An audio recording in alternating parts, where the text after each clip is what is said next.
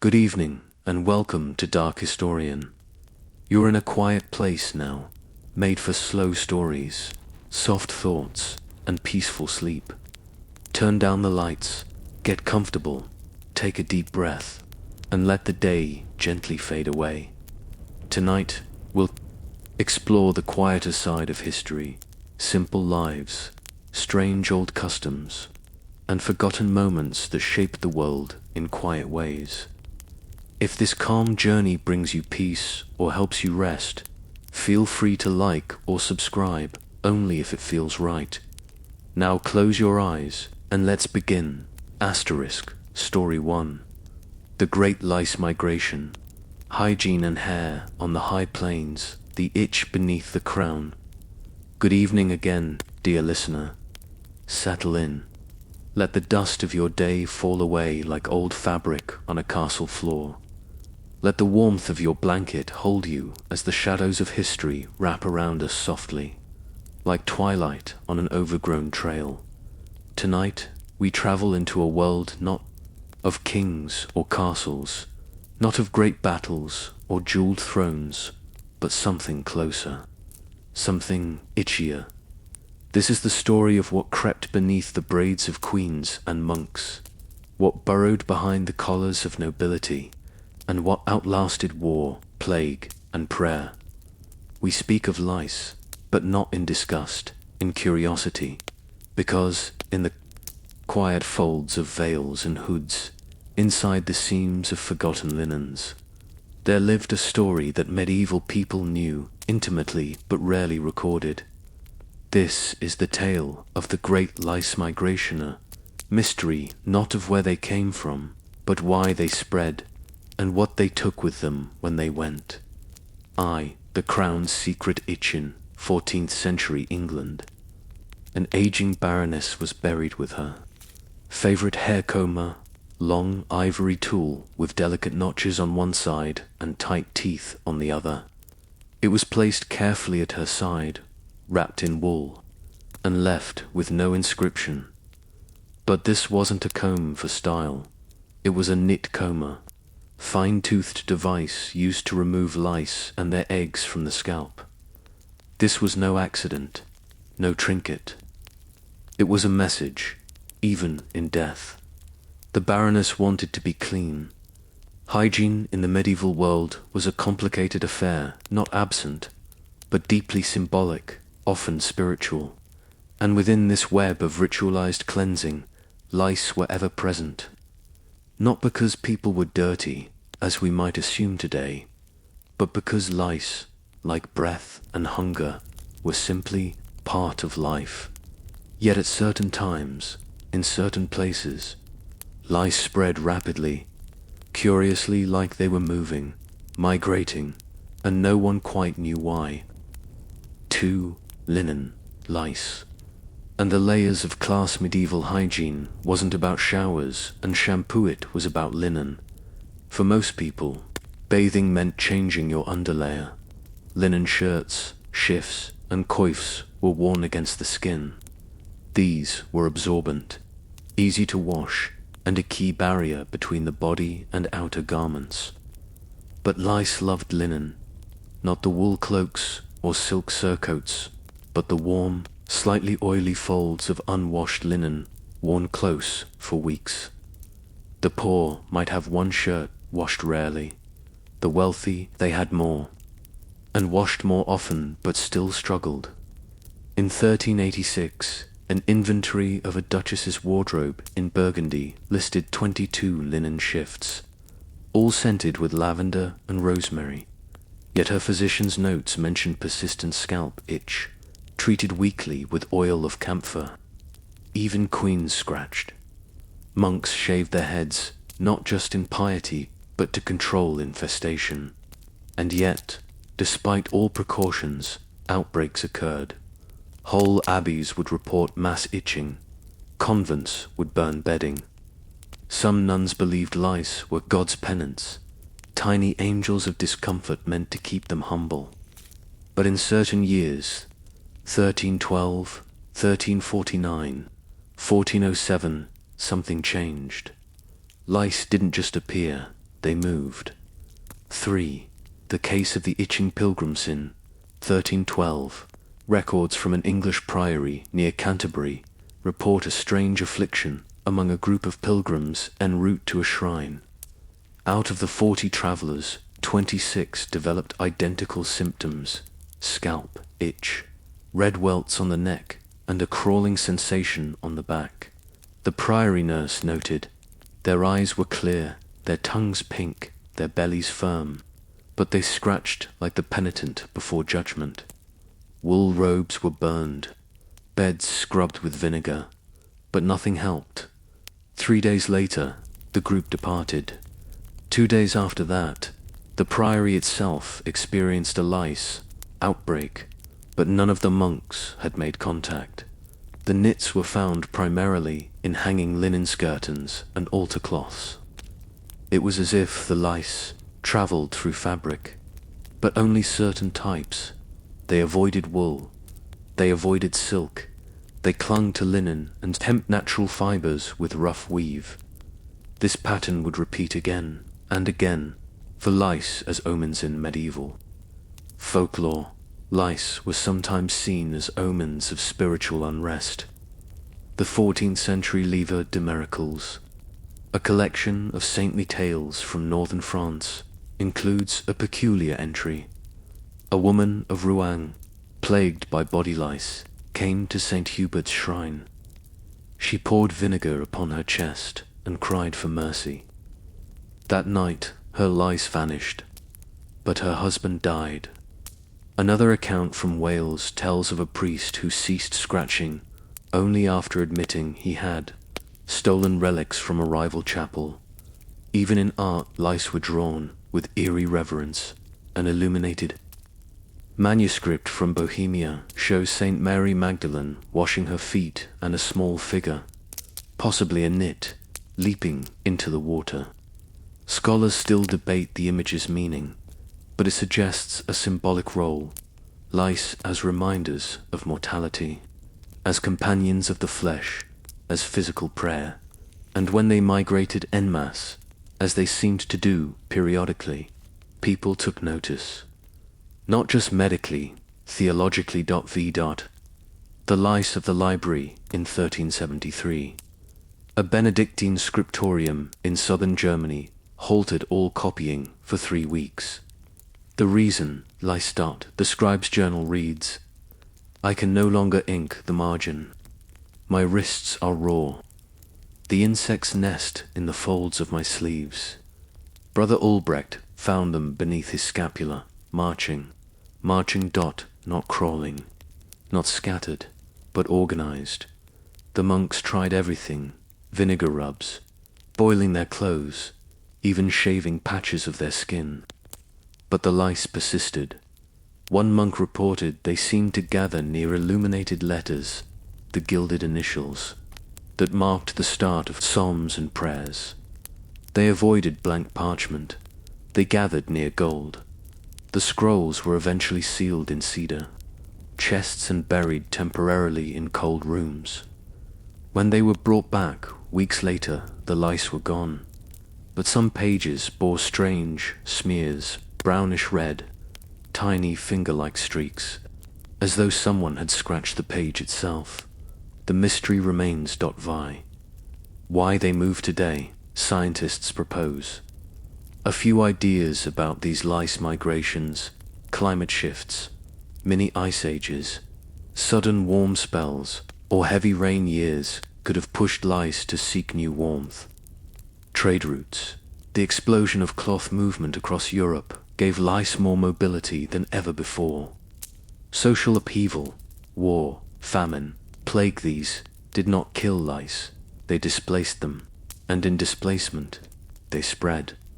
But one theory stands apart, a theory whispered in old folk cures, that lice moved not as individuals, but as one drawn to suffering, or perhaps guided by it.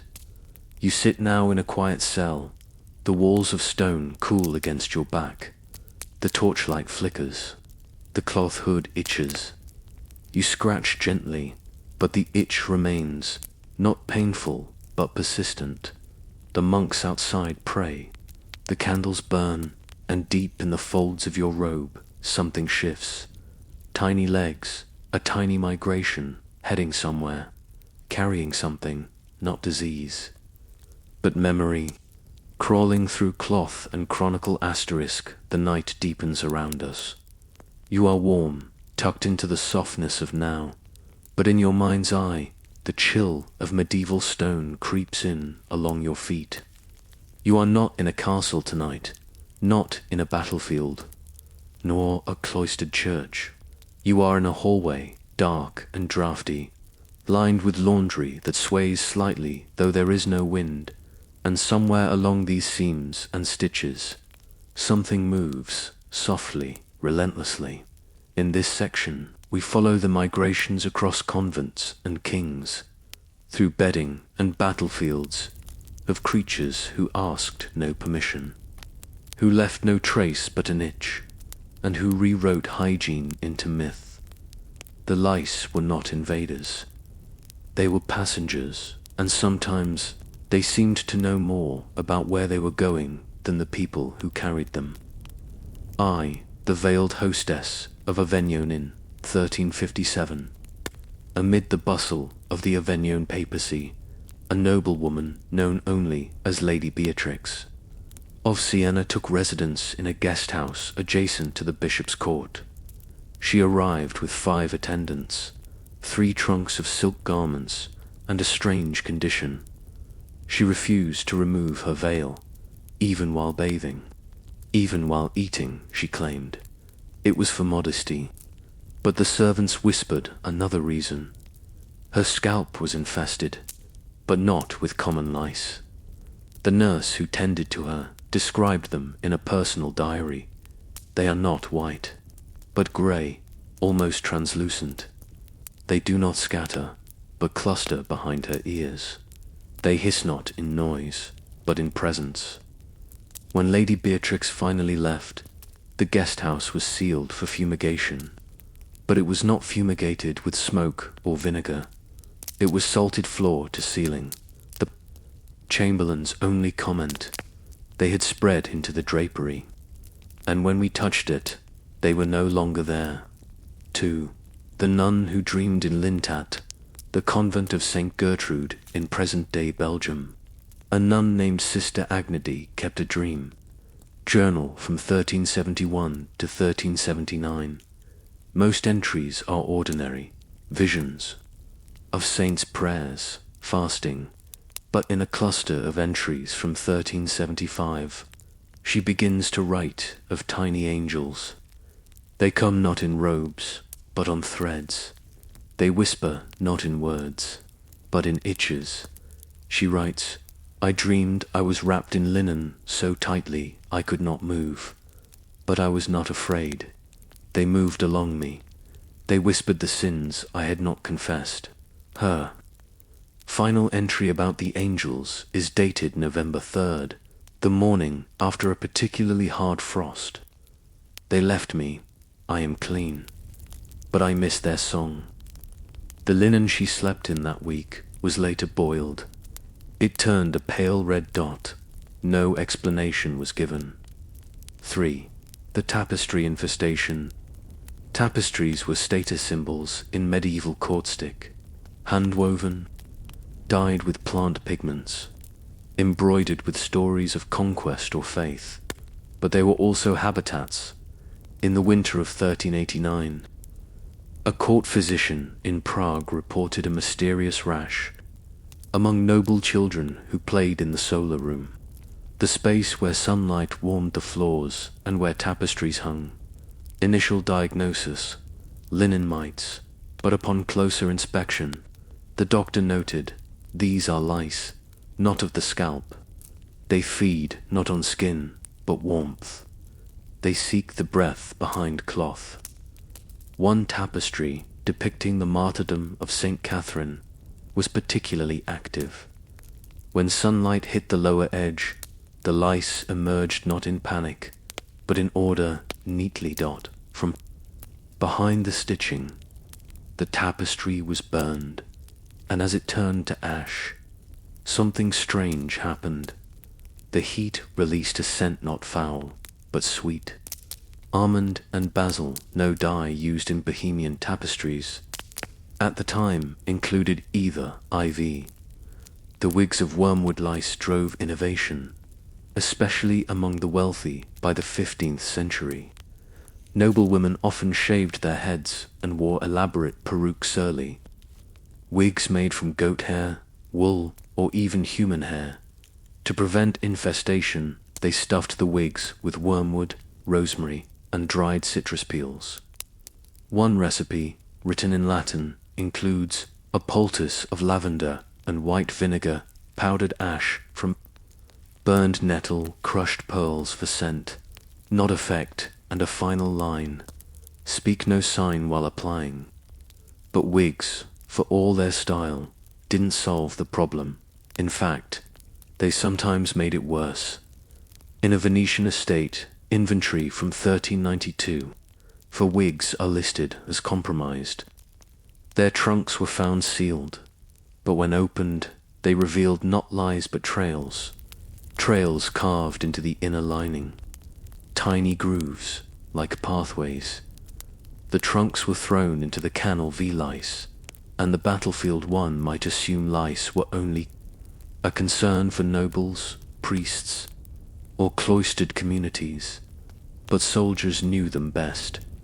During the 100 Years' War, lice outbreaks were so common that footmen referred to them as crimson cloaks, an ironic term, suggesting that no matter one's armor, lice always found a way.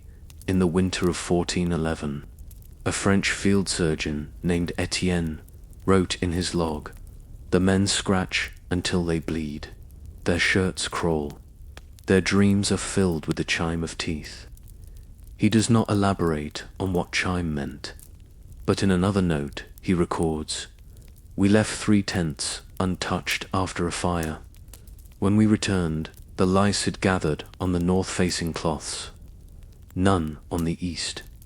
No one could explain it, but from that day forward, tents were turned east each night, a superstition born not of faith, but of infestation. Vi, where they didn't go despite their persistence. There were places lice seemed to avoid. Records from Icelandic sagas mention that lice were rare in turf houses, dwellings, built partially underground, not because of cleanliness, but because of the moss. The dried moss used as insulation may have contained natural repellents, or so the elders believed in monasteries.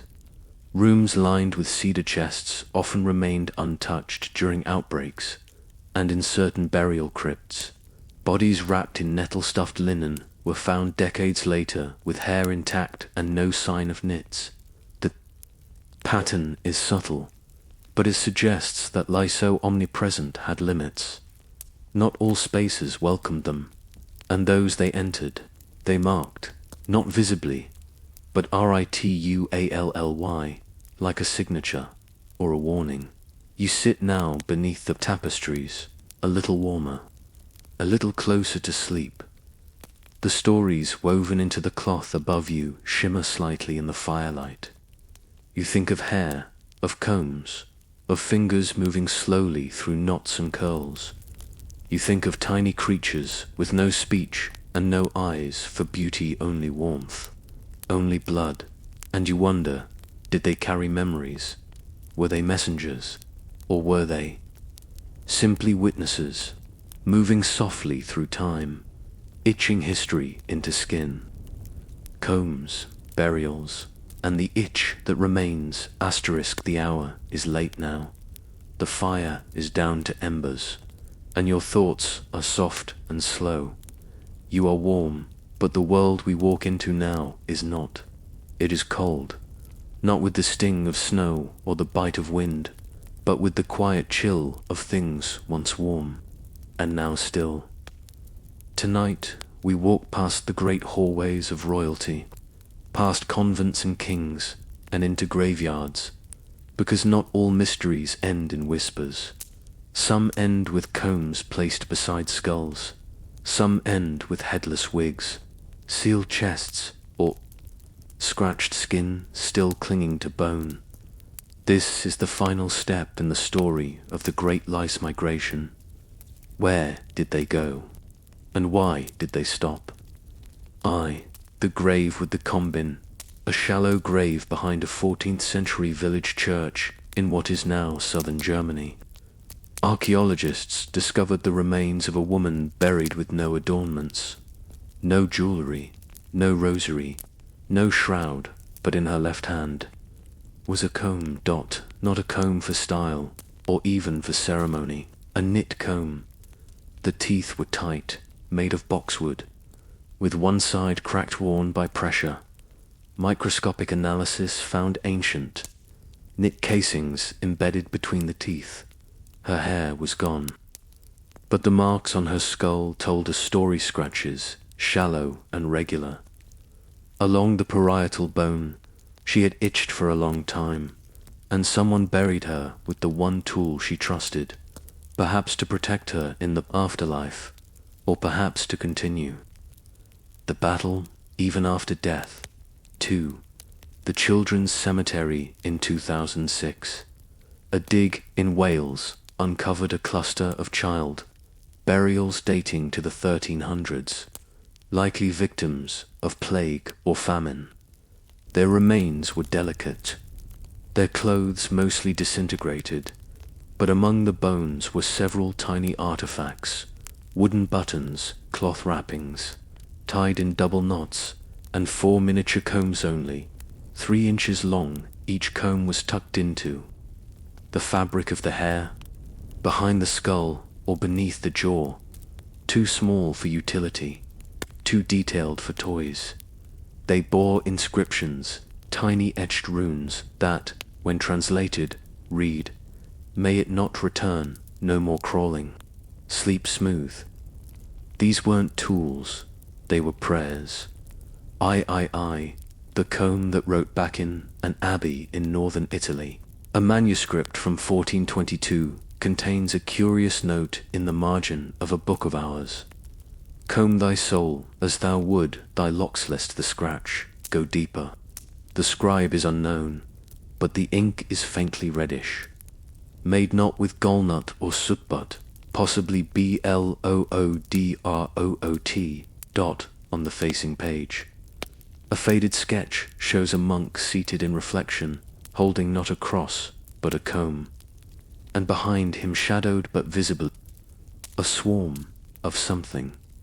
Maybe lice, maybe thoughts, but above them, written in gold, "They come with the dawn." No explanation is offered. No other pages reference the image, and yet many who've seen it report the same feeling afterward. An itching just behind the ears. No rash, no cause, just the memory of something once there. For the disappearance. 1450. Reports of lice outbreaks in chronicles diminish. They don't vanish completely, but they stop being mentioned as often in personal letters, inventories, and complaints. It's not that hygiene improved. Not overnight.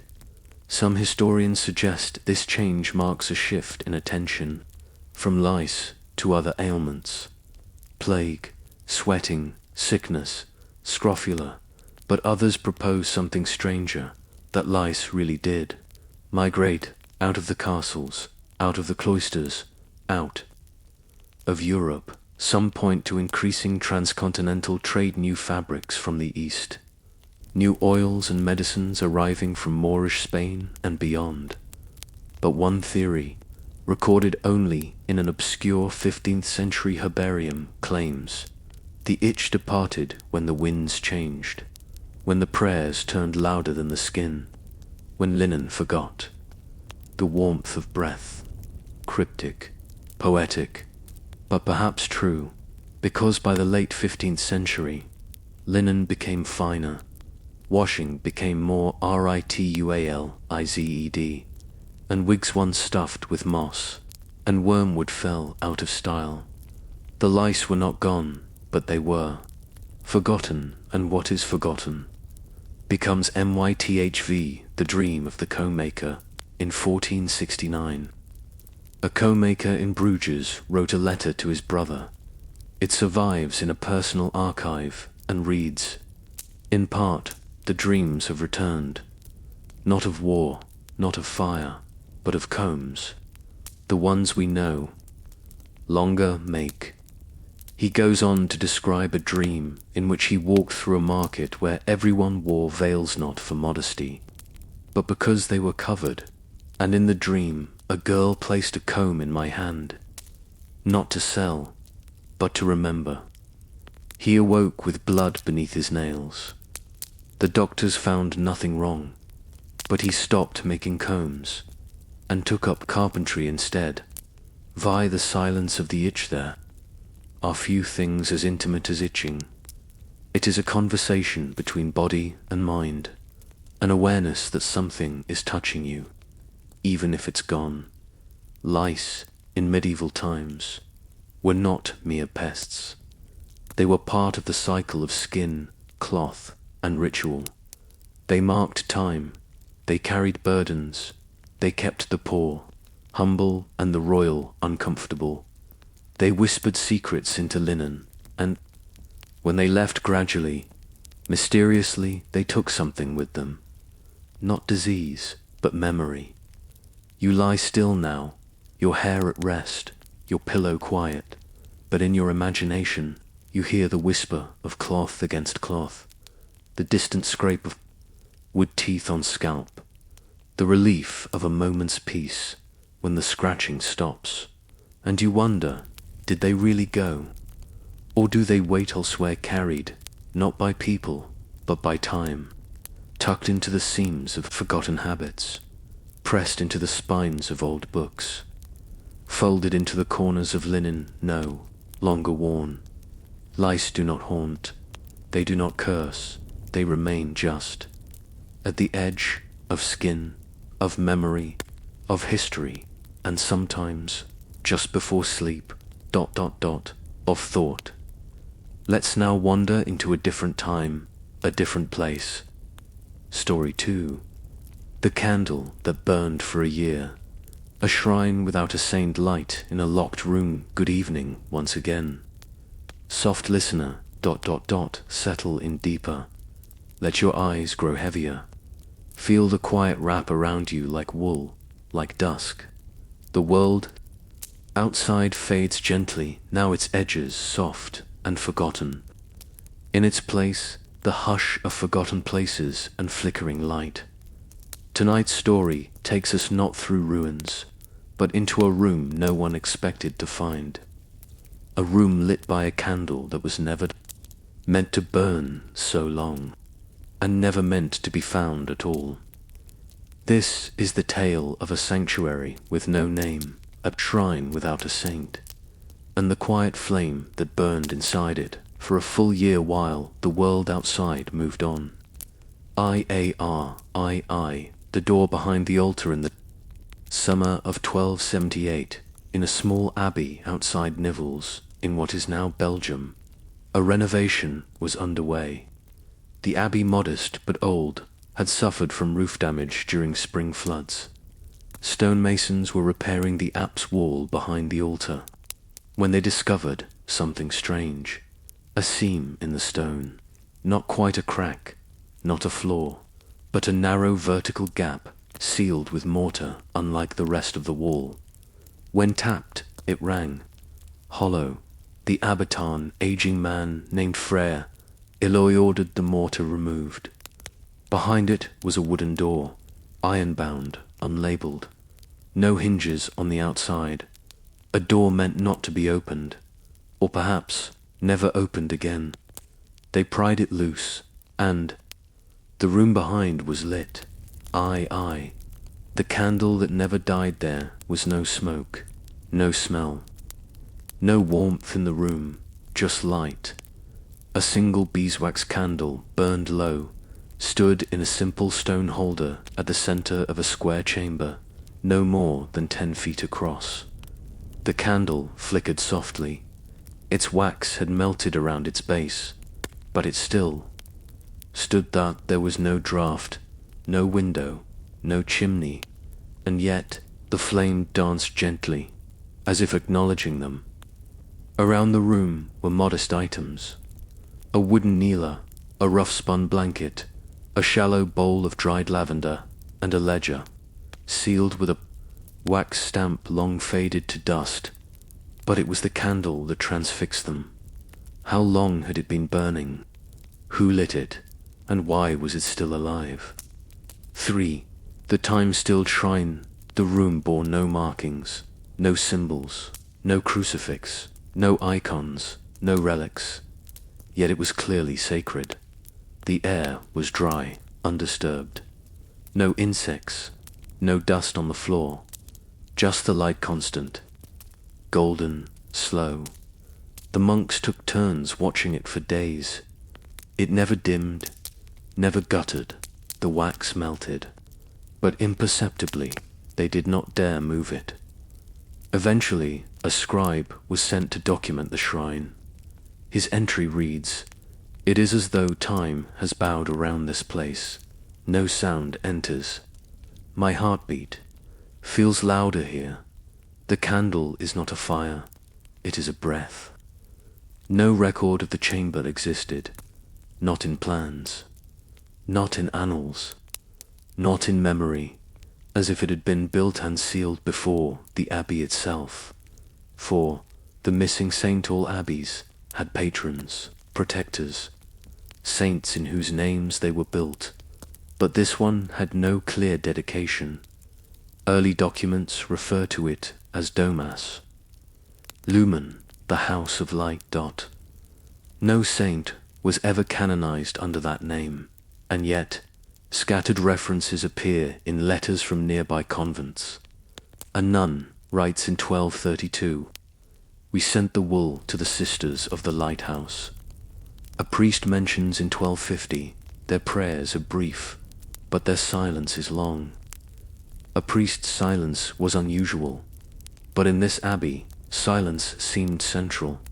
The candle was not to be worshipped, it was to be watched, and its presence grew stranger. By the day, the ledger of names inside the shrine lay the sealed ledger. When the monks finally dared open it, they found only names, one per page, written in the same hand, each name followed by a single word, also always the same, here. Some names were familiar past, abbots, known pilgrims. Others were foreign, some possibly invented, but the handwriting never changed, as if one person had written them all. Over centuries, the final name had not yet been written. The page was blank until the monk reading it noticed ink on his fingers, fresh, and a single word had appeared, "You." The flame that refused to die. They tried to extinguish it. Once, a young novice, curious and impatient, brought a bowl of water and tilted it toward the flame. Before the water touched the wick, the bowl cracked in his hand. Not shattered, cracked cleanly, as though in warning. The candle did not flicker. The wax curled. Slowly. The room grew colder, not hot from the flame, but chilled, as though the light resisted presence. No one tried again. Instead, they watched, and in watching, they began to change, not in body. In rhythm, they spoke less. They slept more.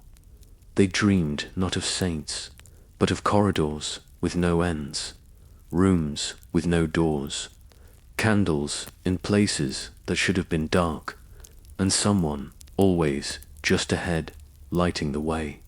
You sit, now before the candle. You see it in your mind's mall, golden, flickering in a room that never changes. You feel its warmth, not on your skin, but somewhere lower, beneath your breath, beneath your memory, and you wonder, what was this place built for? A vigil, a vow, a warning, or simply a light for those who never returned? Some fires are fed by oil, others by longing, others still by memory itself. Asterisk. the monks who watched, and the flame that waited asterisk, the candle still burns. Friend. As your body nestles into softness and the edges of sleep begin to blur the lines of thought, you find yourself in that room again. The chamber of stone, sealed from time, the air still, the wax pulling gently at the candle's base. There is no movement here, and yet nothing is still. This is a room that listens, a room that remembers, and the monks who found it would spend their lives not speaking of what they saw but watching, recording, growing quieter with each year, not out of fear, but reverence, because by then they believed the candle wasn't just burning, it was waiting. The vigil of Brother Adalric. Among the quietest figures in the abbey's later history was Brother Adalric, a former librarian from Dijon who joined Domas Lumen in 1283.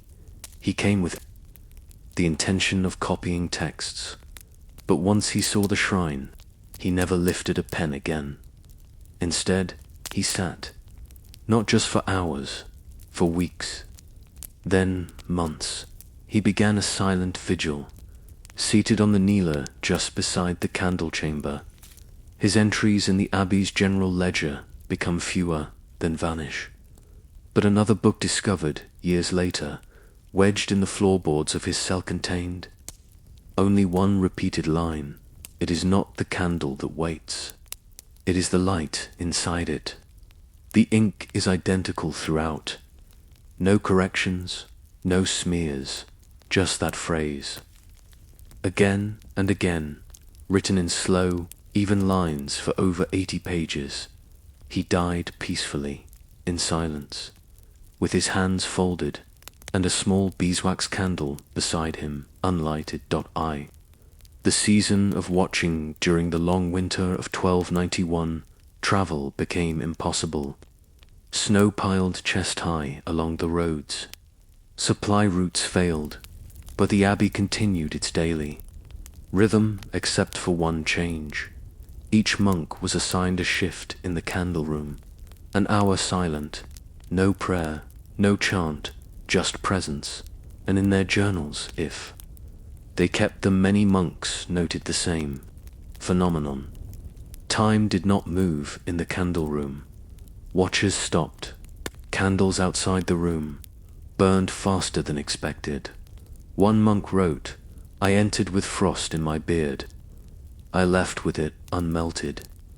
Another noted, "I counted 312 breaths, but the candle did not change." 3. The candle's color. Most beeswax candles are golden, fading to pale ivory over time. But this candle, first noted as light amber, began to deepen. By 1295, the wax had taken on a honey-red hue. Unusual, but not alarming. But in 1301, a monk named Sylvanus wrote, "The candle darkens when I sleep beside it." No one believed him, until 3 others noted the same when left alone in the chamber. Especially overnight, the wax turned a darker shade, never black, but deeper, as though it absorbed not soot or oil, but thought, dreams, time. IV. The girl in the light. One of the few recorded visions associated with the candle came from a visitor. A young noble girl, recovering from illness, was sent to the abbey for quiet. She was not allowed inside the candle room, but once the door was left ajar. As a monk exited, she peeked in. Later that day, she told the infirmarian, "There's a girl inside, sitting in the light." No girl had ever entered. No reflections were possible, but the child insisted. She even drew what she saw, a figure not robed like a nun, clothed in plain cloth, hair uncovered, face unreadable, and in the drawing's corner, the candle, larger than the girl, almost framing HERV, the candle that would not end years past. The wax should have been gone, yet it remained, not unchanged, but never consumed. 1 year, then 2, then 5. Eventually, the monks stopped measuring it. They stopped calling it a candle. They began calling it the light dot. No longer an object, a presence, something that while flickering, while seated in wax was doing something else. One monk described it this way: it is writing us. We are not recording it. It is recording us. Another called it a clock with no hands. A third, a breath that is not finished exhaling. The candle's silence despite everything.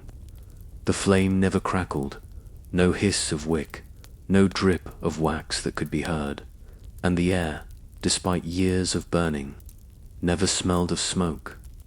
One visiting bishop claimed the candle was a Trikar relic of superstition.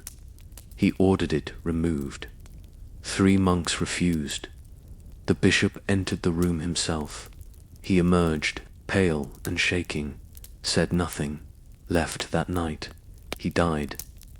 On the road home, his final letter, found in a pack horse's satchel, read only: "Do not move the silence. It is listening. You are seated now once again before the candle. It has not dimmed. It does not burn down, but somehow you feel time stretched thin around it, like the flicker bends the day. You do not speak. You do not need to, because something here is older than voice, older than fire, older even than sleep. The light that remembered the candle is still burning. Outside, the world may have changed. Seasons passed, storms rolled across fields, kings and popes rose and fell. But here, in this final chapter of the story, within the walls of a silent stone shrine, one light continued to glow steady, quiet and inexplicable, not too warm, not to guide, but simply to remain. In this last section, we sit beside those who watched the flame too long.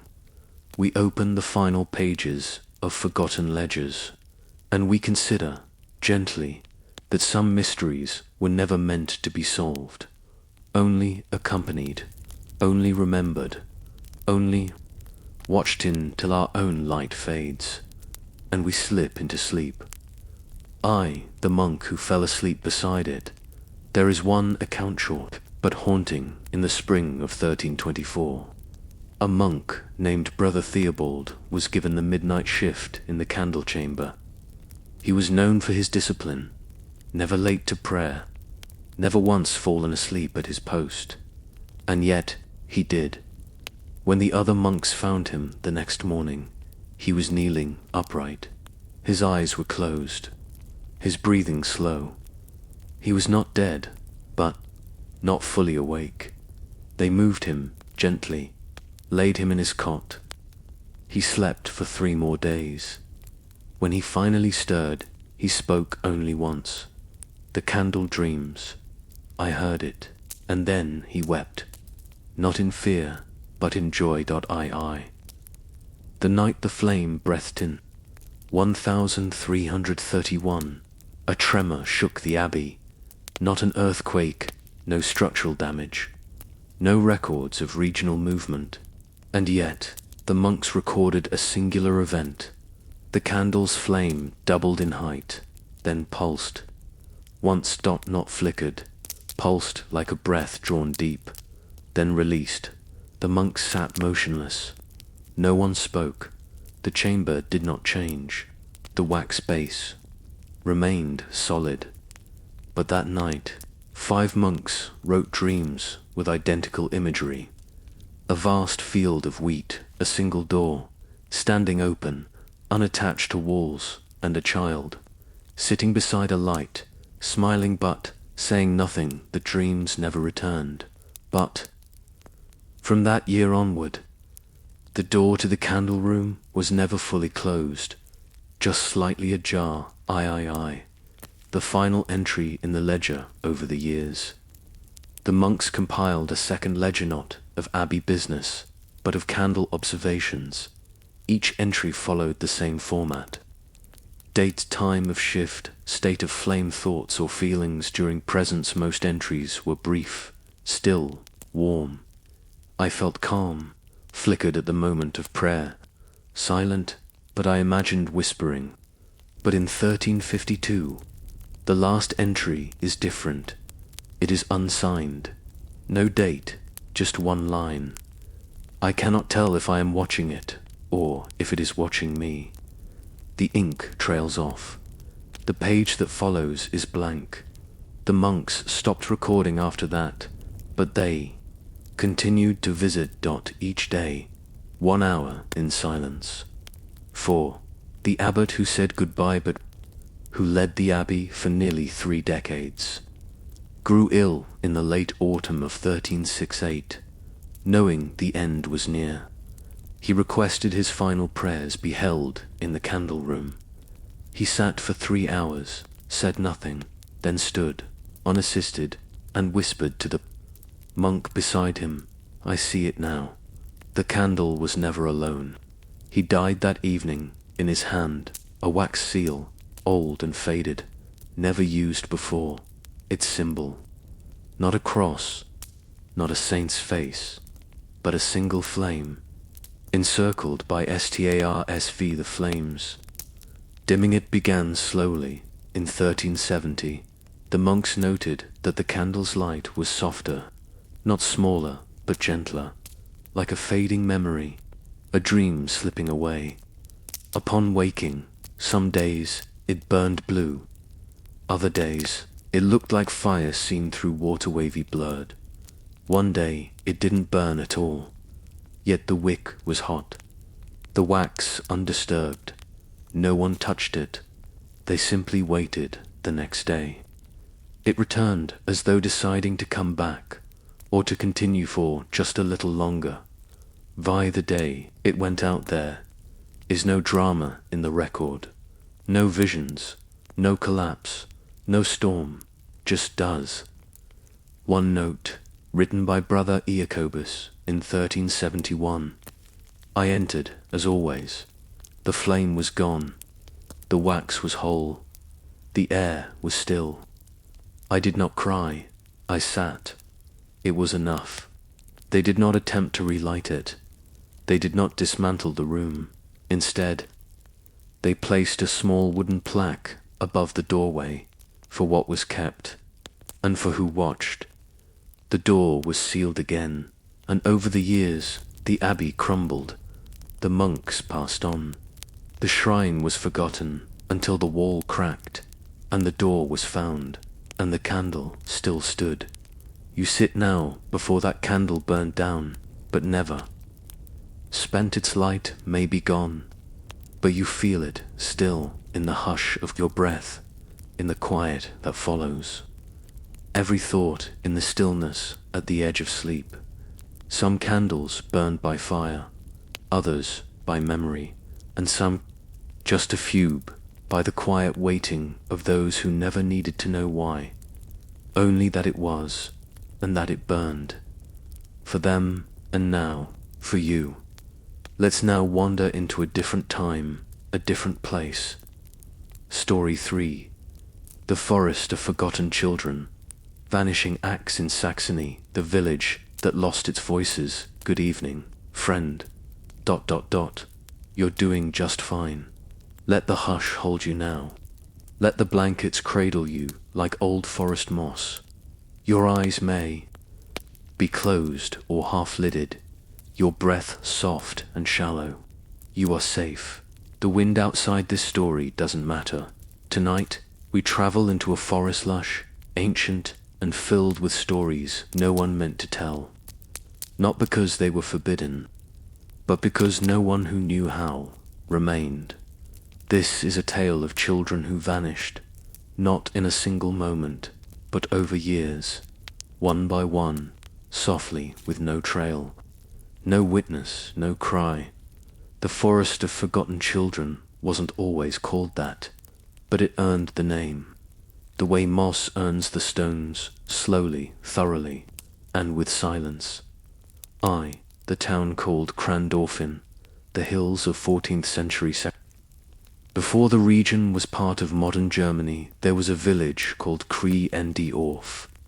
It was ordinary, wooden cottages, sloped roofs, a chapel with a bell that rang too early in the mornings. Its people were unremarkable in the eyes of the world.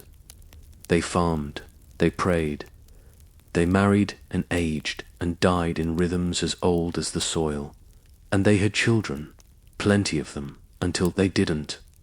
From 1333 to 1341, parish records show a slow, perplexing change. Not a sharp drop in birth rates, but a steady erasure of names. Children, who were once baptized and logged, disappeared from record. No funerals, no deaths, no transfers, just absence, as though they had been unwritten.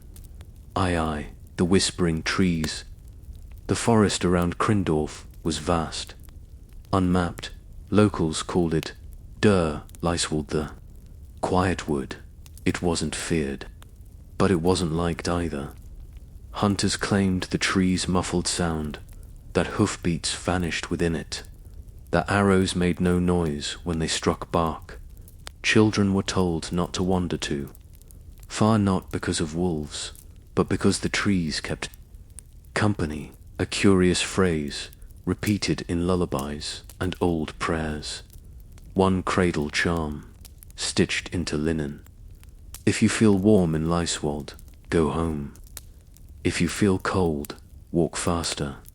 If you feel watched, do not turn around. It was sung, not spoken, always quietly. 3. The unmarked shoes in 1340.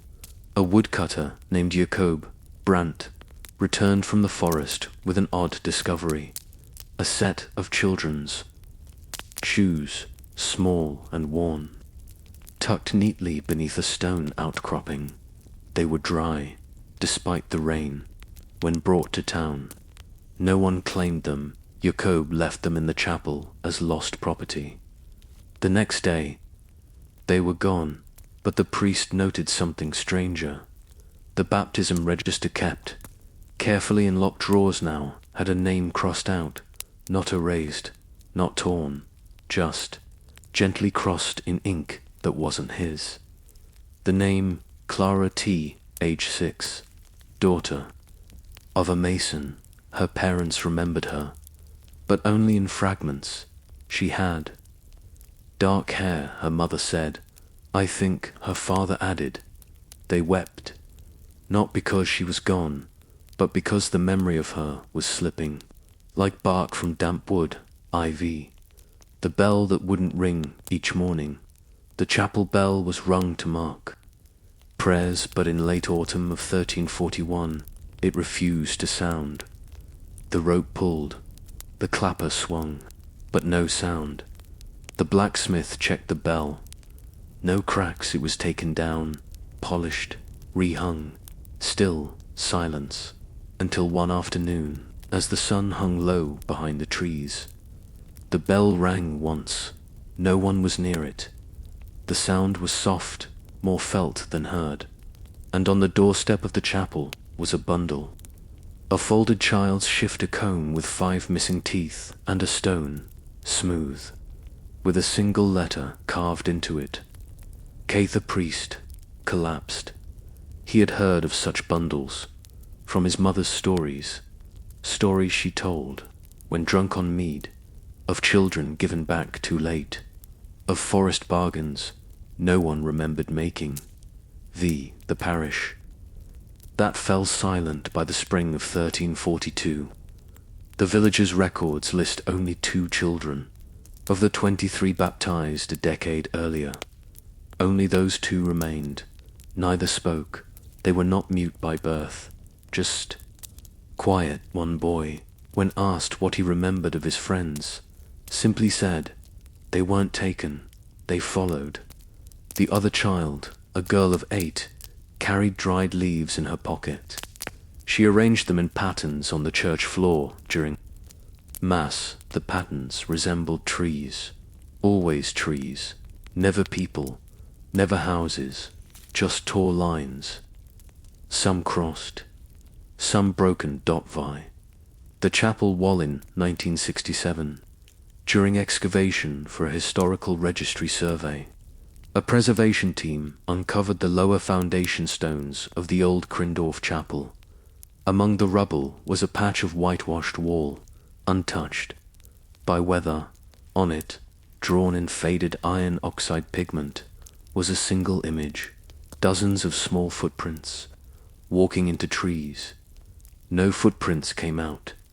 Above them, a line written in Old Saxon, where Karen heimnicht.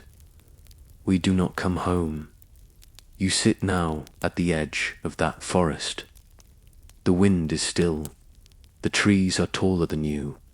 Remember. You think of footsteps that leave no trail, of names that slip from tongues, like watered of shoes tucked beneath rocks, of bundles at doorsteps, and of lullabies with no tune, just warning. Maybe the children were never taken. Maybe they left. Maybe they were called, and maybe somewhere they are still walking, through the quiet wood, through forgotten pages, through sleep. Paths in the leaves and names in the bark. Asterisk, you're still with me. That's good. Let the warmth of your blanket hold you like the moss beneath an ancient tree. Let your breath slow, matching the rhythm of rustling leaves, soft, secret, steady. The kind of rustle that isn't caused by wind, but by something walking just out of sight. Tonight, we return to the forest that watched children walk away, and a village that tried, softly and clumsily, to remember what could no longer be seen. No screams, no blood, just soft footprints that never came back, and lullabies with rules no one quite remembered how to follow. The leaves that fell in circles in the autumn of 1343. A villager named Matilda Arnheimer, widow who spun wool and taught songs to children, wrote of a strange event in a rare surviving diary. Each morning that October, she found the leaves behind her cottage arranged in circles, always 5 rings, roughly even spacing. The center cleared. No child admitted to making them. No adult could explain how they stayed so neat. Even after wind or rain, Matilda noted, I watched from my window, but the leaves move when I blink, never when I look. She placed stones at the circle's edge. The next day, the stones were inside the circles, stacked, smallest on top. The song, with no words. Grandorf had many songs passed down from grandmother to grandchild. Most were typical, lullabies, seasonal, dances, harvest ditties, but one song was ... different. It had no words, only tones. A pattern of hums and sharp exhales, almost like a flute played through the mouth alone. It was said to calm babies when nothing else worked, but it had another effect. Children who heard it too often began to wander, not far at first, just to the edge of the forest, or to the grove, near the well, or to the fields where trees pressed closest. One child, a girl named Lean, reportedly asked, "Can I go find the other verse?" There was no other verse, not that anyone knew. She disappeared 2 days. Later, her shoes were found, neatly placed, facing the woods. The watcher's seat behind the chapel.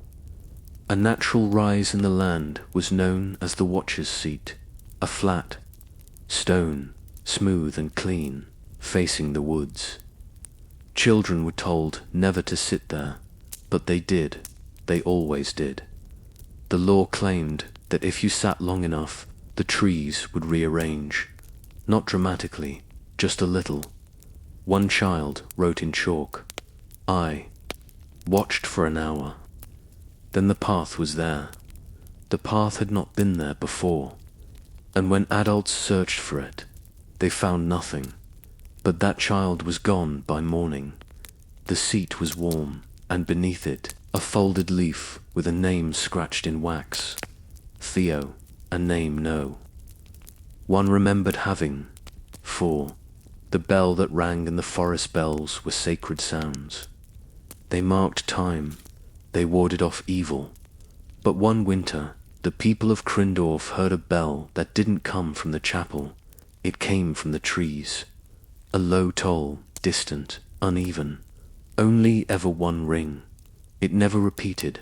Some claimed it was a tree, breaking in the cold. Others said it sounded closer. Children would turn their heads, look toward it, and smile. One boy, Hugo, said, "That's for me." He walked into the forest. He was never seen again. But a week later, the chapel bell wouldn't ring. When it finally did, it rang once, softly, like an ECHOV, the names in the bark in 1993. Hikers in the Thuringer Wald stumbled upon an old grove by unusually straight trees spaced evenly in a near circle. One tree, split by lightning, revealed something unexpected beneath the outer bark. The wood was scored, not from lightning, from carving, names, tiny, precise, deep within the rings, not on the surface inside. The tree's age. Dendrochronologists found over 200 names, dates to, ranging from 1325 to 1370. None were found in local birth records. None belonged to landowners or noble families, but one name matched a line in a Saxon lullaby. And where goes Clara T, soft and small, into the wood, into the call, Vi, the broken doll in 1901 during roadwork near the supposed site of Crindorf. A wooden doll was found in a sealed cavity beneath a stone. The doll was crude, but its dress was fine, woven of ancient linen, dyed with berry juice, and stitched in the pattern of a long-lost Saxon child's song. Rows of trees and stars. Inside the doll was a slip of parchment. Still legible, it read, "If she forgets her name, remind her. If she forgets her way, sing the song. If she remembers too much, run." No one knows who wrote it, or why it was placed inside a doll, or what happened when it was first read aloud. But the worker who found it later claimed to hear whispers at night, voices of children, calling names, not his, but familiar. Nonetheless, you are sitting now at the edge of the path. It is narrow, covered in leaves. It does not look like a trail, but if you blink, it shifts. The trees hum quietly, a child's laugh. Far away, the kind that might be just imagination, just memory, just the world forgetting something on purpose. You feel something in your hand. You open it, a small stone with a name carved in it. Your name, you do not remember where it came from. You do not drop it. You do not run. You simply sit and listen, because sometimes the forest does not take, it waits. The children that time let go, asterisk, the forest is quieter now. The stars above this tale blink slowly, as though they too are growing drowsy. You are safe, still, breathing like the roots beneath old trees, deep, steady, forgotten. But the story has one more path left, one more thread woven into old bark, into names almost erased, into the places history didn't write down, not because they were unimportant, but because they were lost softly, like a whisper let go in the dark. Tonight, we walk that last path, where the forest still listens, and the children never truly vanished. They simply moved, out of reach. The night the sky forgot in 1344. The villagers of Crindorf noted a strange night. No stars, not from clouds, The sky was clear, but blank. A black ceiling above, with no shine, no shimmer, not even the pale light of a moon. Only darkness and silence so deep. Even the insects were quiet. The only sound came from the trees. Not wind, not animals, just a rustling, like skirts brushing past branches, or bare feet in dry leaves. The villagers stayed inside. But in the morning, 3 houses were found open, empty, no signs of struggle, no signs of packing, just a single item left on each doorstep. A doll, a comb, a bundle of herbs tied in a child's handkerchief band beside each. A name carved into the wood of the threshold.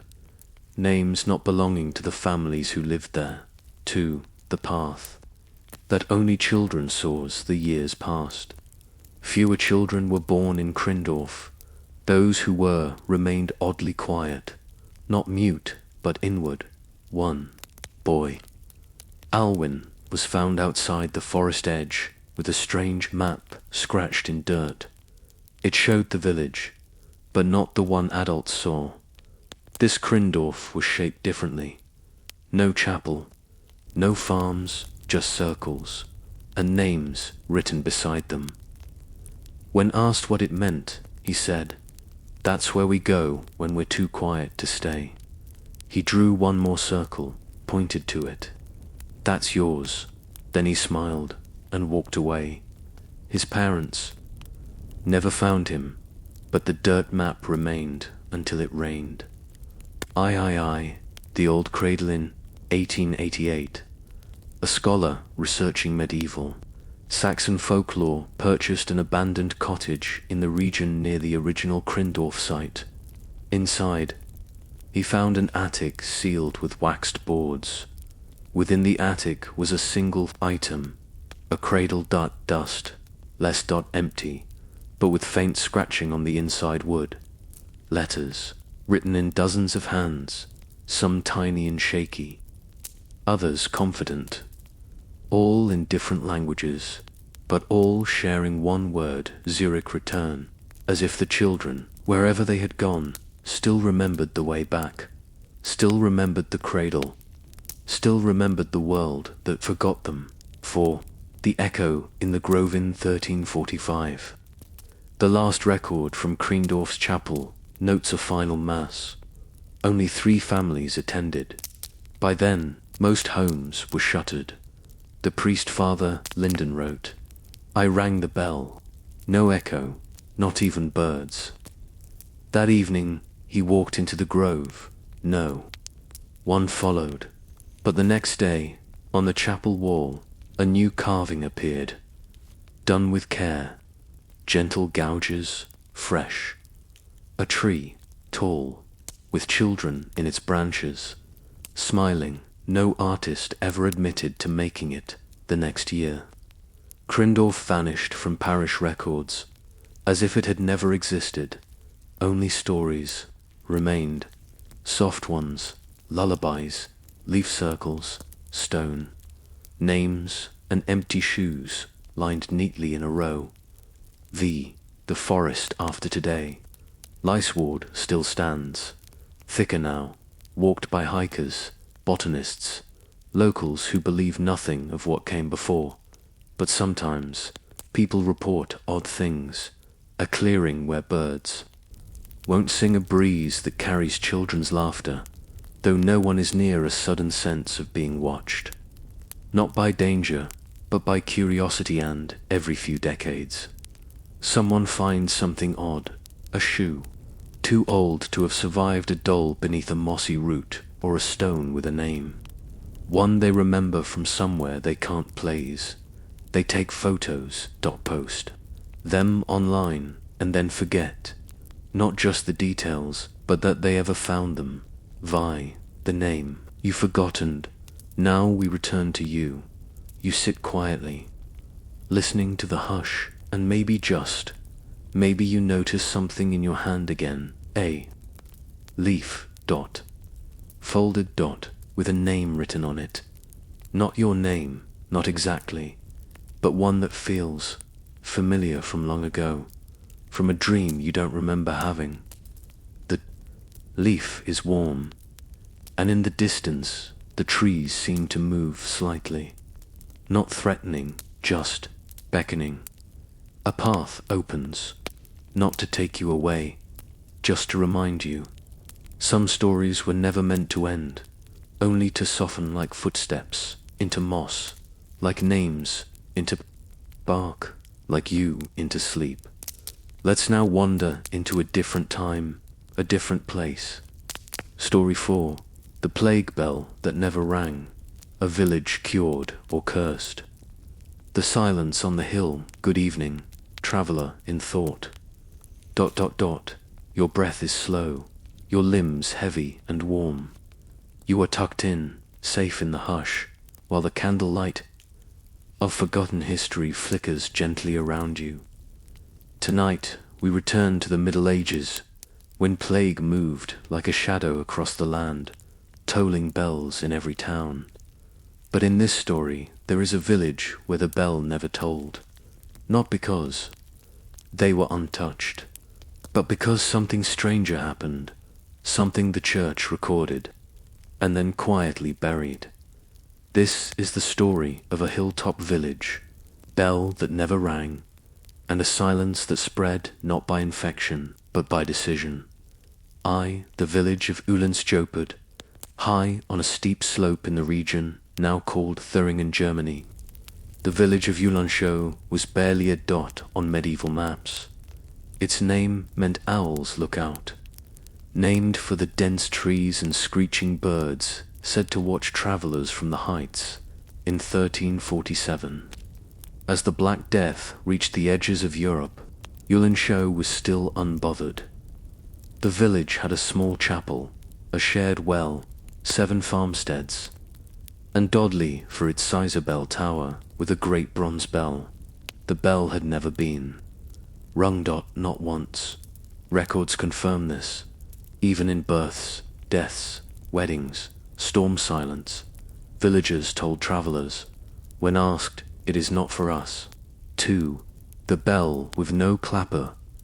The Ulandsjo bell was large, imported from the Rhineland, suspended with care, framed in carved oak, but it had no clapper. Not removed, never forged. Instead, inside the bell hung a ring of woven straw. Straw died. Red Dot the priest, a man named Father Tilo, claimed the bell was ornamental, meant to symbolize potential, not use. When questioned by a visiting bishop, he replied, "If we need it, it will find its voice." The bishop laughed, but a year later, the Black Death reached the valley below, and Ulandsjo remained untouched. The vow of stillness in 1348. Plague reached every village within 5 miles, yet Ulandsjo had no cases, no one entered, no one left, no smoke from chimneys, no sound. It was assumed the village had perished.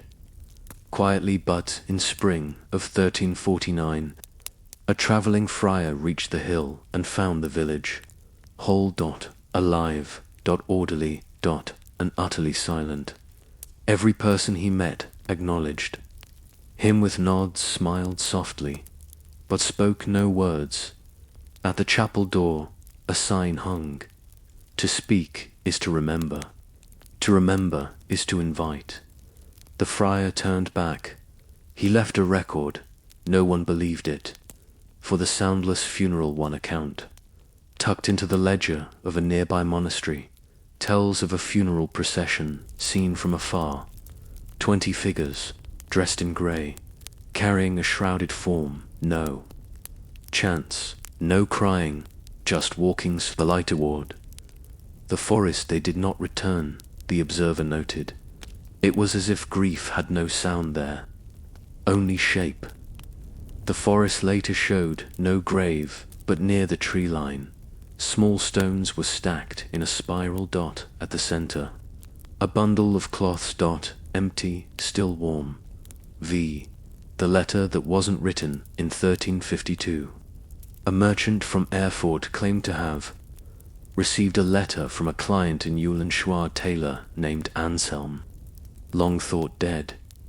The letter was short. I have seen the price of memory. You are safer without me. Burn this. The merchant, puzzled, brought the letter to the local abbot. The ink vanished overnight. The letter crumbled into dust. The merchant forgot the tailor's name within days. Only the abbot wrote it down. Only. Once dot, and even that record ends. Mid-dash, sentence, dot vi. The bell that waited decades past. The plague ended. Uhlenschau remained. Some say it emptied. Gradually, others say it still stands in Mar.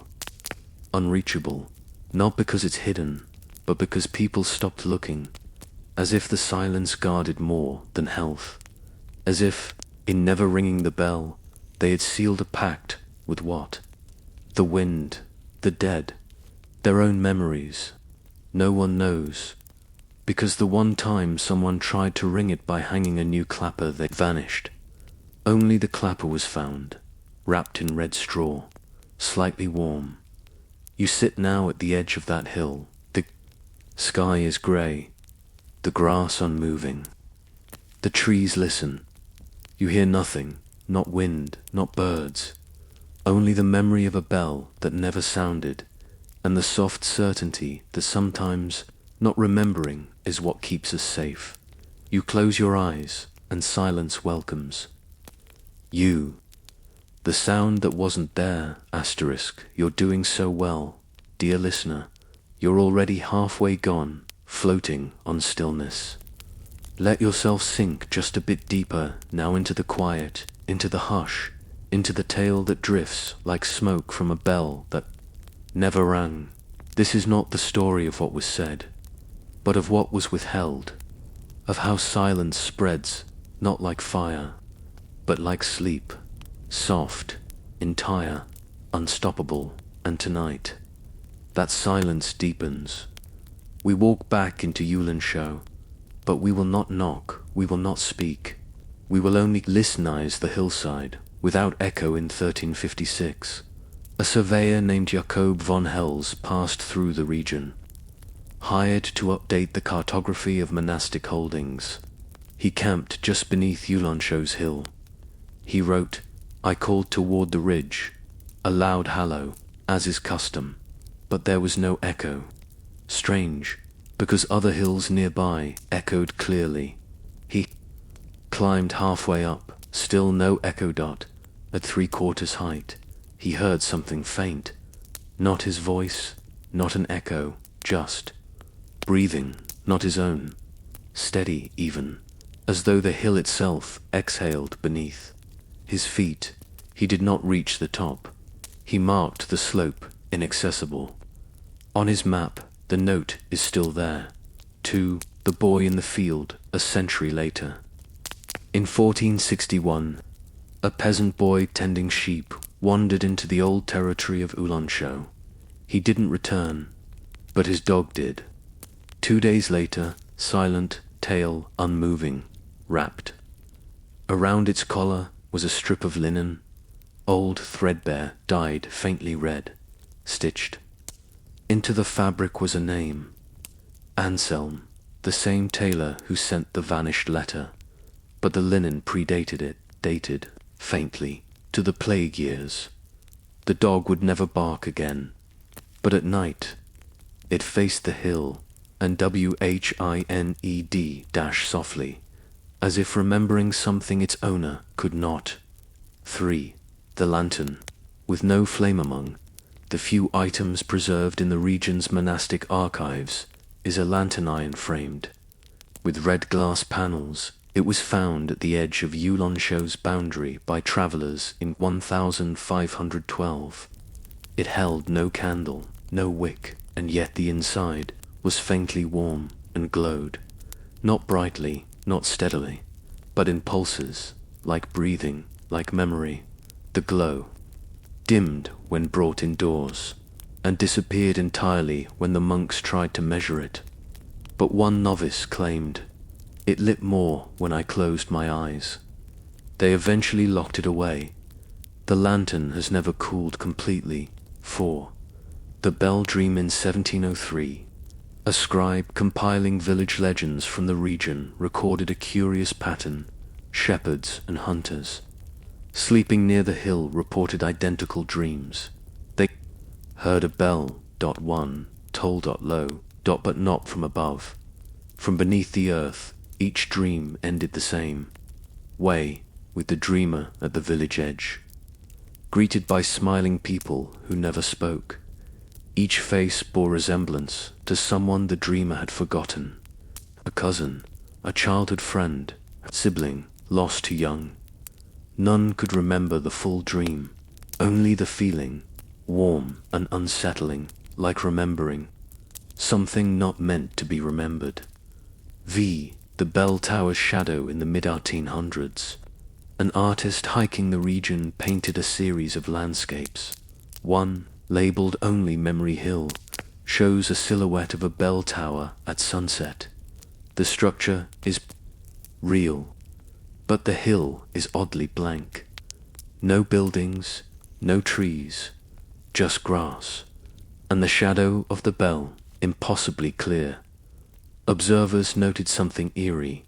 The bell's shadow in the painting has a clapper, even though the tower never did, and yet no brushstrokes exist where the clapper would be. The artist claimed, "I didn't paint that part. It was there when I woke up." The painting now hangs in a private collection, but those who see it in person describe a strange sensation, a sound they don't hear but feel in their chest. Just one soft toll, then gone, via the silence that spreads today. No village stands where Ulensho once did. Maps list the hill as blank terrain. No ruins, no remains. But some travelers report strange things. Devices losing battery prematurely, audio recordings capturing long, breath-like sounds, children, when camping nearby, waking up with red threads in their pockets. When asked, the locals just say, "That's the hill where the bell never rang." And if you ask again, they often go quiet, not out of fear, but as if they too are protecting something or someone, still waiting for the sound. Now you rest at the foot of the hill. You do not climb, you do not call, you simply breathe and listen. The air is soft, the grass still and far, far away. Inside your mind, a bell prepares to ring, but not yet, not tonight, because silence is its own protection, and forgetting can sometimes be a blessing. The bell's packed with silence, asterisk. Your eyes are heavy now, and that's all right. In this final part of our tale, the air will remain soft, the world distant. We are not here to solve anything, not to name a cause or pin down a fact. We are simply here to listen, to walk slowly around the outline of a mystery that once had breath and now has stillness. We return one last time to the quiet hill, to a bell that never rang, to a village where silence was a shield and perhaps a sacrifice. The pact that wasn't spoken among the most curious documents found in the regions. Archives is a fragment of parchment with no signature. Scholars call it the Quiet Covenant, dated approximately 1349. The ink is faded, the script archaic, but it reads, "What the voice awakens, silence may keep. Let the wind speak not. The bell, let memory fold itself. Let grief go uncalled. This we hold, this we keep, until we are no longer needed." Was it written by the villagers, a priest, or someone outside? No one knows, but the language carries a finality, as if the village had agreed, not to fight the plague, but to vanish from its memory. II. The Disappearing Map, 1931. A university historian rediscovered an old ecclesiastical map showing the location of Ulancho. She made a copy, filed it, but within a week, the original went missing. So did the copy. Only a brief mention of the name remained in her notes. Ulancho Hill Village, Red Straw Bell, no toll ever recorded. Something about the silence, persuasive. When asked to elaborate, she reportedly replied, "I must have meant pervasive, or pervasive silence that feels persuasive. Maybe I didn't mean anything." She never pursued the topic again. Instead, she took up work on medieval hymns, specifically unsung ones, those whose music had never been recorded. I, the children who don't speaking towns near the hill. There are old stories about children born quiet, not mute, just unwilling to talk until age 7, 8, sometimes longer. Their health is fine, their minds sharp. They just prefer silence. Many of these children, when asked what they're thinking, respond the same way, listening to what? That's never clear. But one child in the 1950s drew a picture of a hill, a bell, and people walking around it, holding their mouths closed. When asked what it was, he said, "The place we used to be." His parents were confused. They'd never been to that region, not knowingly, for the red threads. There is a peculiar tradition in rural Thuringen children, wear red thread around their wrists during illness, not for luck, not for healing, but for quiet. The thread, braided and knotted once, is said to hold the breath in. Grandmothers will say, "Let the bell stay sleeping, tie the thread." The origin of this ritual is murky, but in some families, when a child recovers, the thread is burned. At dawn, and buried in silence. No prayers, no thanks, just a nod, and a single stone placed nearby, often engraved, but never with names, only with a soft symbol, a circle, a loop, an empty bell. The bell that rang in a dream in 2008. A man hiking alone in the region reported a strange experience. Online, he claimed to have dreamt of a village with no name, where the houses had no doors. People walked slowly, mouths closed. Smiling at him, he entered a chapel, saw the bell, this time with a clapper. He reached to touch it before he could. A child appeared beside him and said, "We already rang it once. That was enough." He woke up on the ground, just outside the forest line, in his hand, a strip of red straw, braided, slightly warm. He kept it in a drawer for years. It never grew cold. The bell remains. No bell remains. No bell has ever been retrieved from the site. No structure remains, and yet people still go. They walk the forest edge. They listen for silence. They think they hear a bell, not a sound, but an absence, a pull, like a breath held in. And when they leave, many say they remember nothing clearly, but dream more of hills, of lanterns, without flames, of people who never needed to speak to be understood. Some mysteries are not buried. They are tucked in like a child, like a lullaby with no words, like the hush just before sleep. You are now there. On the hill, the wind touches your face, but does not rustle your thoughts.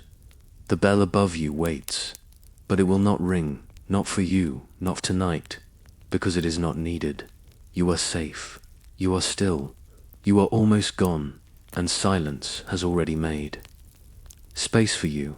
Let's now wander into a different time, a different place. Story 5. The crypt with no bones. A monastery's vanished. Dead, the hollow tombs of Saint Avelin, welcome again. Sleepy soul, ... Let your body melt into stillness. Let the hush wrap around you like a woolen cloak. Outside this tale, the world keeps rushing, ticking, chattering. But in here, with me, everything slows. Tonight, we step beneath stone and candlelight into catacombs, once filled with faithful bones that have vanished, not moved, not stolen, simply gone. This is not a ghost story. It is a story about absence, of monks who prepared carefully for their end, and when death came, left no trace. Let's descend now, slowly, into the crypt. Let the steps echo behind us, and listen. The monastery of Saint Avelin, founded in 1171, nestled in the limestone hills of southern France. The monastery of Saint Avelin was known not for wealth or politics, but for discipline. The monks lived by a strict code: silence from sundown to sunrise, only root vegetables, no fruit, no flesh burial, with no possessions, just linen and prayer. Their mortuary was carved directly into the hilly series of narrow tunnels, each cell containing a simple stone shelf for the departed by the mid-1200s. The monastery held over 200 monks, and their bodies filled the crypt with the scent of dust, wax, and time, or so it seemed, until, centuries later, the bodies were no longer there. The first discovery in 1792. During the French Revolution, many monasteries were seized and searched.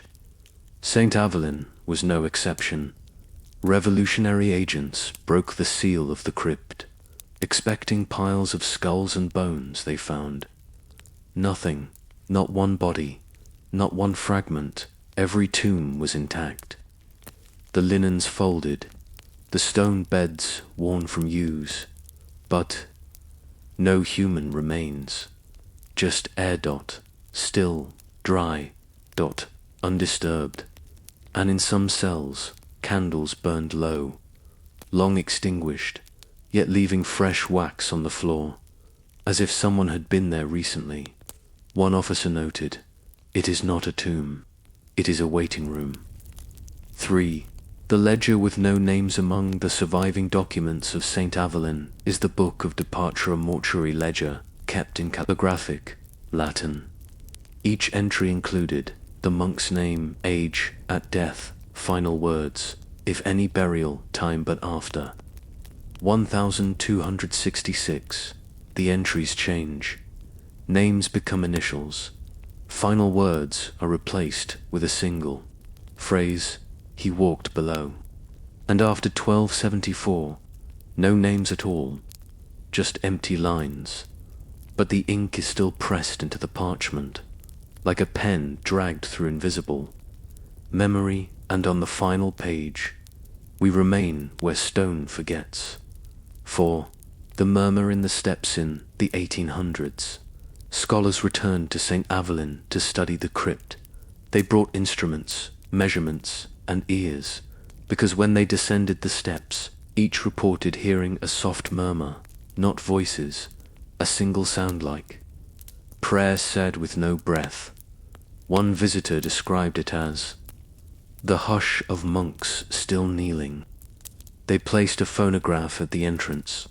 It recorded nothing, but the needle, when played back, vibrated, at a frequency just below, hearing like something humming, a body with no lungs, a prayer with no speaker. The salt that would not settle one chamber of the crypt, carved near a natural spring, had been sealed with wax and lime.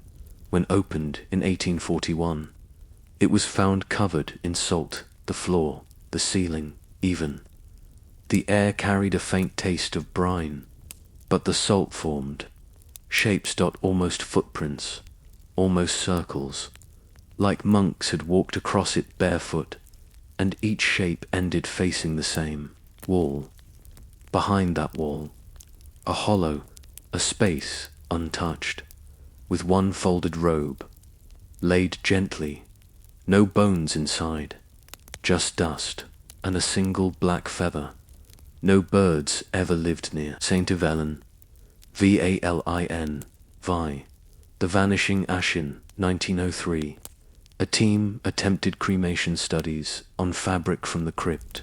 They removed a linen burial cloth, placed it in flame. It did not burn, it shimmered, crackled, like paper, and vanished, leaving no smoke, no ash, no scent, just heat. And when the room cooled, they found a new mark on the floor, a circle of soot with nothing. Inside, the linen never touched the ground, but the ground remembered. You stand now within that crypt, not to fear it, only to listen, not for screams, only for quiet, because the monks of St. Evelyn believed in leaving gently, in not burdening the earth with their bones. And now you, to sit still in the hollow of stone, no need to speak, the silence understands. Sleep comes easily here, where even the dead have learned how to go lightly. The abbey that breathed beneath stone, asterisk, you've come this far. You've kept your breath soft, your limbs still, your curiosity quiet. Now let the hush deepen, let the candle of your attention grow low. You are descending further, not into fear, but into gentleness, into the second chamber of the forgotten. The monks of St. Evelyn did not resist death, but they also didn't leave it behind in pieces. They carried it inward, and then, somehow, away. The pulse in the walls, in 1912. An engineer named Pierre Manot installed a barometer system in the catacombs of St. Evelyn to study airflow. What he found disturbed him. The air pressure rose and fell, not with weather, but in a steady, repeating rhythm every 22 minutes, as though the crypt was breathing, in then out, soft, measured almost, too slow for life, but too structured for randomness. Pierre returned daily. The rhythm never changed, but the air grew warmer each time he visited until, on the 12th day, he collapsed at the entrance. His final written note, the breath was not mine. 2. The dust that made no footprints in 1937. A photographer brought flash equipment to capture the interior of the burial chambers. His photos still, archived, show something strange. Perfectly preserved dust, across stone ledges, along floor panels, but no footprints, not even his own in one photograph. He stands at the edge of frame, but the dust beneath him is untouched. In another, a chair has been moved, but no trail leads to it. When the prints were displayed, observers commented, "It's as though the place forgets you." Or, perhaps, it simply chooses not to remember. The candle that curled one artifact found in the niche of the oldest tomb was a beeswax candle, still intact, UNLIT, when exposed to open flame in a controlled test. It did something unnatural. It curled away from the fire, not melted, moved as if recoiling. A second attempt, with a wick lit beside it, caused the candle to bend upward, then slowly unwind like a fern in spring. After 15 minutes, it returned to its original shape. The scientists abandoned the test, not out of fear, but confusion. Their final note, "This is not wax," or perhaps it was, but is no longer. The candle remains sealed in a glass case, still perfect, still untouched, still warm, for the cellar that refused light beneath the lowest crypt chamber is a tunnel only recently discovered. Only one person has entered fully, a nun named Sister Leonide. In 1962, she carried a lantern and descended alone. She returned within an hour, pale, calm, speaking barely above a whisper. I saw nothing, but I saw everything. When asked what was inside, she only said, a lesson, without sound. She would later record one final reflection in her journal. The monks are not gone. They are not trapped. They are simply further than we can follow. She never returned to the tunnel, or to the surface. She died 3 weeks. Later, peacefully, eyes open, smiling, the unwritten word. The unwritten word. A linguist studying the monasteries' hymnals discovered several staves of musical notation that contain no words. Not missing, just blank. In one book, the scribe had penned, "Some truths are not for ink." But the music was strange. When played aloud, it caused every candle in the scriptorium to flicker one simultaneously, and the temperature rose by 2 degrees. Scientists replicated the music using digital sound each time. The software recorded a 4-second gap in playback. No sound, no static, just absence. And when reversed, the gap revealed a single tone, like a breath drawn inward, via the room that forgot uterists. Visiting the crypt today are guided through the upper chambers, only one. Chamber cell 13 remains sealed. The last person to enter it reported a profound experience. I forgot who I was, not out of fear, not from awe, but gently. Their name, their age, the shape of their own voice. It all returned eventually, but slowly, like thawing from cold. And when they left, they wept not from sadness, but from a sense that they'd been somewhere, quieter than sleep. The guide's notebook now carries a small warning. Remain less than 7 minutes, or become someone new. You now sit in stillness at the edge of those halls. The air is cool, but not cold. You do not see bones, only the shape they once held. You do not hear voices, only the hush between remembered prayers. And as you breathe softly, you feel the crypt is breathing with you, slow, steady, together. And perhaps the monks were not lost, not vanished, but gently folded into time, into stillness, into the breath that carries you now toward sleep. The departure without footsteps, asterisk. You are so close now to stillness, to the part of this story where facts melt into fog. Uncertainty becomes a gentle blur. This final section isn't here to explain. It is here to hold dot, to guide you toward sleep, like a monk guiding a candle down a silent hallway. So come, breathe slowly. Let us return one last time to St. Evelyn, not to see the dead, but to understand what it means to truly go unseen. The scroll with no ending among the preserved documents of the Abbey, is one long scroll of velamate feet from end to end. It is a meditation on death. Each line begins with "When I depart. When I depart, let the stone not hold me. When I depart, let the echo not call me back. When I depart, let my memory be ashless. When I depart, I will go light, so the earth does not notice." But the last line is missing, not torn, simply unfinished. The pen left a single ink ... Then nothing, not even a curl of hesitation, as though the writer had simply DEPARTEDII, the chamber that sank in 2003. Ground-penetrating radar beneath St. Evelyn revealed a sub-chamber perfect circle, 5 meters across, with walls smooth as glass. When a team returned to excavate, the chamber was gone, not collapsed, not shifted, simply not there, as if the ground had closed itself.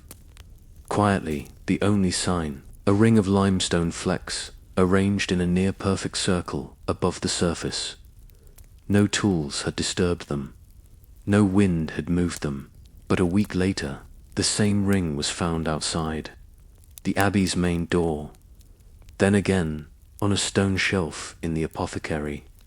Then finally, carved into the door of the bell tower. Always the same pattern. No one has claimed to carve it. 3. The pilgrim who heard his name in 1981, a man named Leon Castor, walked the old abbey path. He was not religious. He simply wanted to see where the bones went. He entered the crypt alone and stayed for 30 minutes. Upon exiting, he wept. When asked why, he said, "Because they said my name." No one else had been present. He'd heard it not in speech, but in the feeling of the air, like a warm draft, around his ears, soft, loving, but not possessive, more like a farewell from someone who never said hello. He never returned, but in his journal, found years later, he wrote, "I didn't hear the dead. I heard those who chose to stop being seen." 4. The stone that grew warmer displayed today in a Paris museum is a stone taken from the crypt's southern wall. It's marked relic 324, cloister tile, but curators note something strange. It changes temperature slightly, not with weather, not with light, but with proximity. When a visitor stands near it in stillness for longer than 2 minutes, the stone warms by 1.5 degrees Celsius. Step away. It cools. One janitor swears the stone emits a faint tone, not a sound, a vibration felt in the soles of the feet. When asked if it frightened him, he smiled. No, it sounds like someone finishing a prayer. V. The grave with no bottom. A single grave lies beyond the monastery garden, unmarked, simple, shallow. But when surveyed, it registers a void. Not a tunnel, not a tunnel, not water. A void, sonar equipment reads. Nothing below, as if the grave never ends. One historian joked, perhaps that's where the monks fell upward. And maybe, in a way, they did vie. The cloak folded in mitre stored, in a climate-controlled vault is a monk's robe, dated to the 1200s, perfectly preserved, but it hovers, not floating not. Theatrical. Just slightly lifted, as though draped over a figure. Who isn't there attempts to press it flat fail, within hours. It returns to shape, not as if lifted by wind, but memory, as if the absence remembers. How to stand, how to kneel, how to bow in stillness. You are now with them, the monks who left no bones, no echo. No claim on the land, only spaces, soft shapes, and the suggestion of presence, not demanding attention, but offering peace. Perhaps this is the gift they left behind. A quiet lesson in how to leave the world, not with fanfare, but with grace, with the kindness of not disturbing the dust. With the dignity of silence, with the breath that slows. Until it is still, until you are still, and nothing more is needed. Let's now wander into a different time, a different place,